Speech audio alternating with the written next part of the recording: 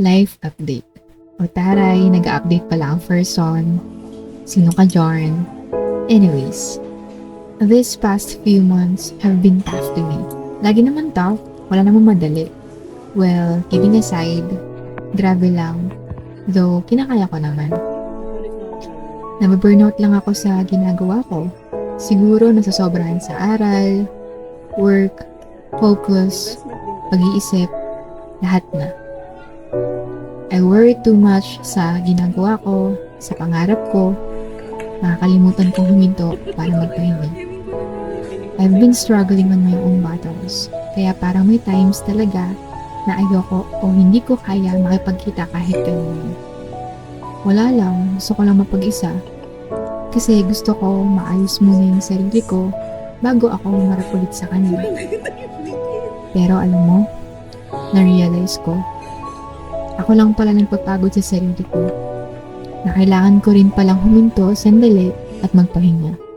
Kailangan ko rin pala ilabas yung sarili ko sa dahilan ng pagkapagod ng isip ko. And one of the best things to do is to meet my best friend. Meet Erwell. Ito grabe lang kasi ilang beses kami nag-set pero yun nga, hindi nagtatagpo ng schedule at minsan ako pa yung dahilan. Pero dahil sobrang na-miss ko tong taong to, hindi ko natiis. We missed each other. Lately, we've talked about our career, life update, business, and kung ano-ano pa. But having each other's presence is really priceless. Wala lang, gusto ko lang i-share. We really have to make time sa mga taong magpapagaan ng loob natin, especially at this point of our lives. I know it's hard, but we are not alone.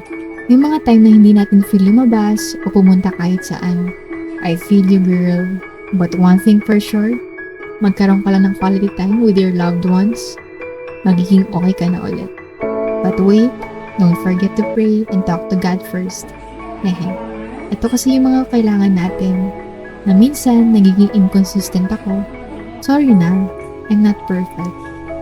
So ayun lang, mag-reach out tayo sa mga taong namimiss natin. Kasi di natin alam baka sila rin iniisip at namimiss tayo, di ba? So ikaw, kamusta ka naman? Kamustahin mo naman yung taong namimiss mo? Baka naghihintayan lang kayo. O siya, good night na. Puyat ka na naman. Parehas na naman tayong puyat. Sino ba kasi may sabing magpuyat ka?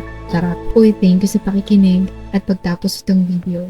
Good night. See you sa susunod na update. Hehe.